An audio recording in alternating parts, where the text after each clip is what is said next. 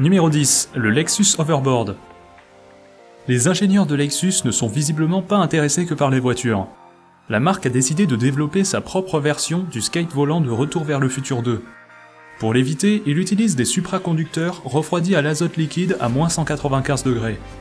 L'intérêt, pas besoin de batterie, ce qui permet de gagner en finesse et en légèreté. Le design a l'air franchement réussi, mais il a tout de même ses limites. La planche ne fonctionne qu'au-dessus d'une piste aimantée, et son autonomie dépend du réservoir d'azote, qui se vide en quelques dizaines de secondes. Autrement dit, le Lexus Hoverboard fait plus office de vitrine technologique que de véritable produit visant à être commercialisé.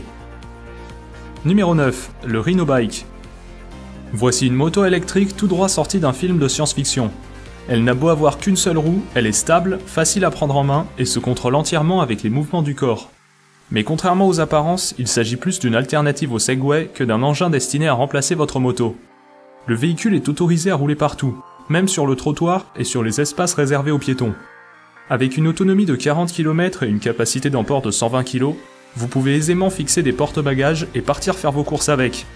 Pour l'instant, son prix et sa date de sortie n'ont pas encore été annoncés. Numéro 8, le Walkcar. Ce micro-véhicule, récemment inventé par une société japonaise, a le mérite d'être discret et efficace. Avec le Walkcar, vous pouvez vous déplacer aussi vite qu'en courant et sans la moindre goutte de sueur.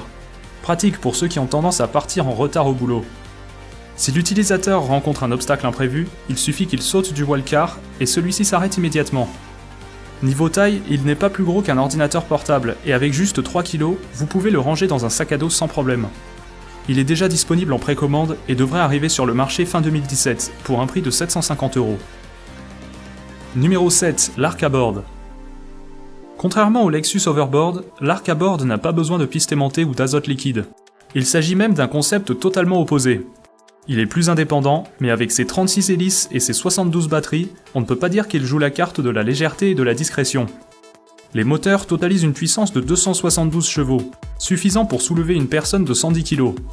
C'est déjà assez impressionnant, mais la technologie ne s'arrête pas là. Vous pouvez le piloter de deux façons différentes, en tenant votre smartphone dans la main et en l'inclinant dans la direction souhaitée, ou bien tout simplement en penchant votre corps. L'Arc à Board est déjà en vente à un prix de 14 000 €. Numéro 6, les Orbit Wheels. Les Orbit Wheels vous laissent avancer de profil tout en gardant les deux pieds indépendants.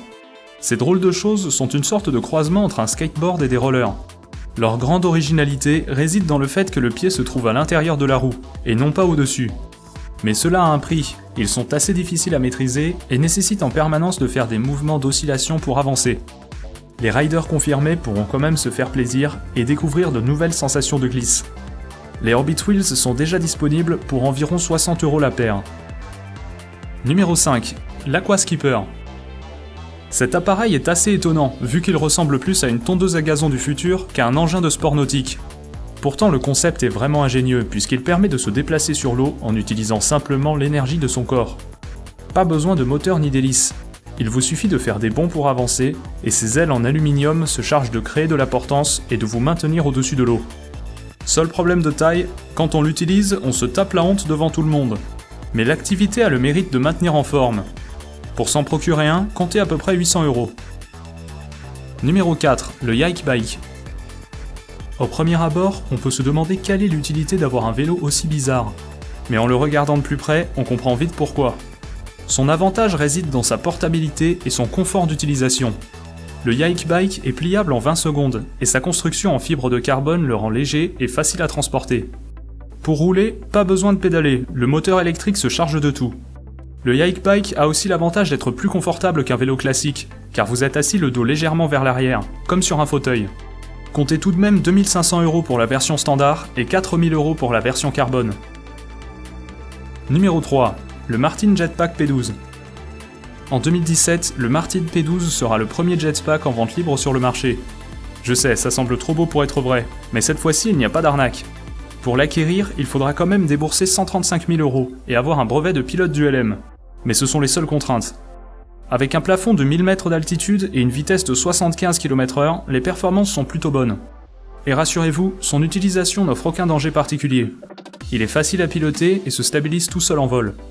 Au cas où le moteur venait à s'arrêter, le pilote peut déployer un parachute de secours et atterrir en douceur, quelle que soit l'altitude. Numéro 2, l'Aero-X. L'Aero-X est ce qui se rapproche actuellement le plus des motojets de Star Wars. Ses larges rotors en carbone lui permettent de s'élever jusqu'à 4 mètres au-dessus du sol et d'atteindre une vitesse de 72 km/h. Niveau prise en main, c'est assez intuitif. Il suffit de tourner le guidon comme sur un 2 roues classique. Et avec une autonomie d'1h15, on peut dire que l'engin semble plutôt au point. Sa date de sortie est prévue pour l'année 2017. L'Aero-X sera alors disponible au grand public pour un prix de 80 000 €. Numéro 1. La Quant FE.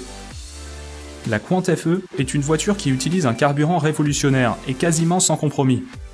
Ses réservoirs ne contiennent non pas de l'essence, mais 2 liquides ioniques de charge opposée. Cette technologie est supérieure à tout ce qui a été essayé jusqu'à présent. Les liquides ne polluent pas, ne sont pas inflammables et permettent un rendement très élevé.